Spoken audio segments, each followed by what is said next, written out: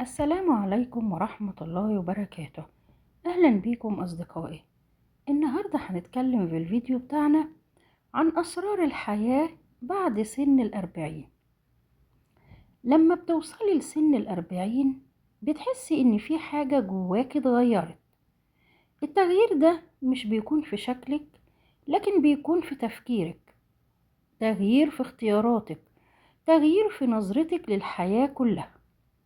سن الأربعين مش معناه نهاية الحياة ولا توقفها. سن الأربعين هو البداية الحقيقية، بداية إنك تفهمي نفسك بجد، مش زي زمان لما كنت بتجري ورا كل رضا الناس، ولا بتحاولي تثبتي نفسك لحد. بعد الأربعين بتكتشفي إن أهم شخص لازم ترضي عنه هو أنت، وأهم شخص لازم يكون مرتاح هو أنت. أول سر من أسرار حياتنا أو حياتك بعد الأربعين، أول حاجة سلامك الداخلي أهم من أي شيء. يعني مش لازم كل معركة تدخليها، ومش لازم كل نقاش وجدال تطلعي منه كسبانة، ومش كل كلمة لازم تردي عليها، ولا كل حد لازم يفضل في حياتك. انت بتتعلمي ان راحتك النفسية حاجة ضرورية مش رفاهية. السر التاني من أسرار حياتك بعد سن الأربعين، اختاري نفسك من غير ما تحسي بالذنب. يعني انت زمان كنت بتقدمي كل ما تقدري عليه من مجهود، مال، صحة، كل اللي تقدري عليه للآخرين، سواء عيلتك، سواء في الشغل، سواء الناس المحيطين بيك، حتى كنت بتقدمي للناس اللي ما تستاهلش.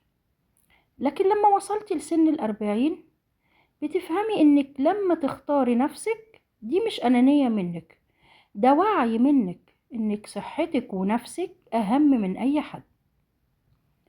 السر الثالث من أسرار حياتك بعد سن الأربعين، إن مش كل حاجة لازم تكون كاملة، وإن الكمال والسعي وراه بيضيع عمرك على الفاضي.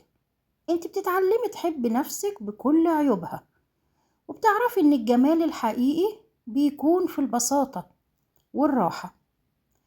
السر الرابع من أسرار حياتك بعد الأربعين، إن دوائر العلاقات اللي انت متعلقة بيها بتتغير.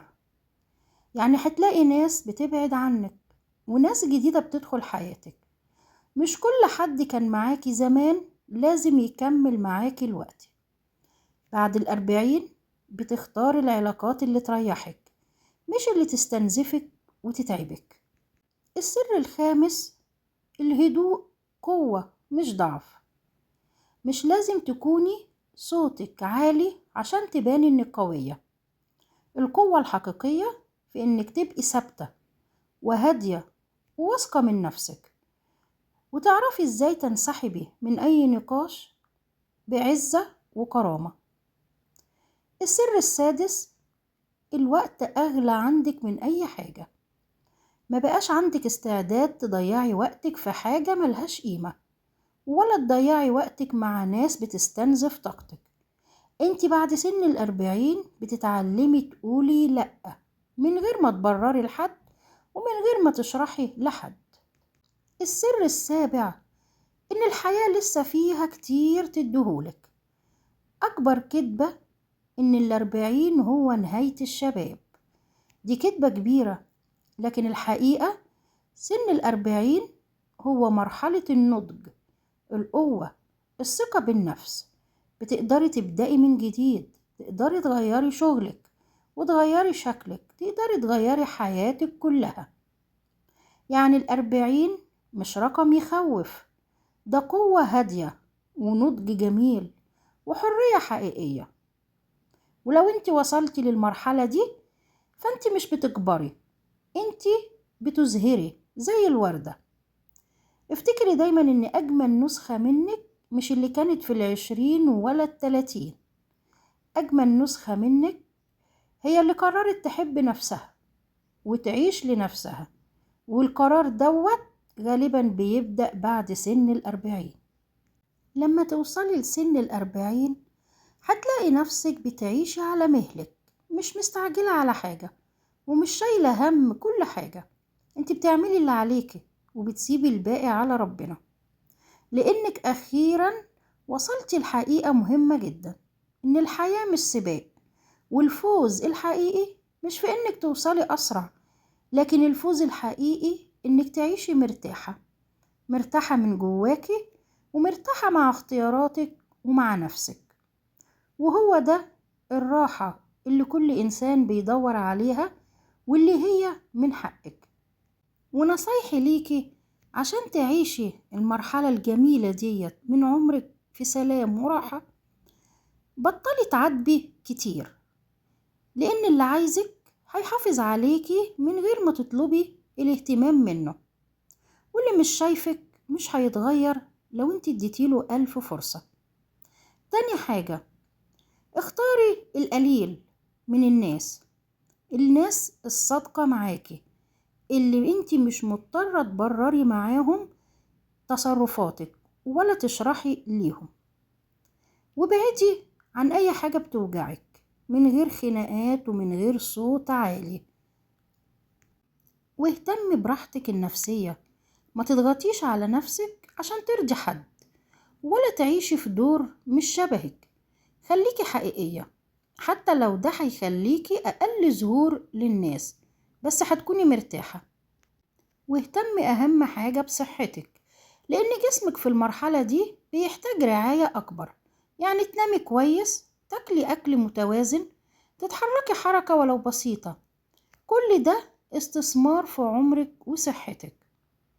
فلتري علاقتك بالآخرين، قربي من الناس اللي تقدرك وابعدي بهدوء عن اللي يستنزفك.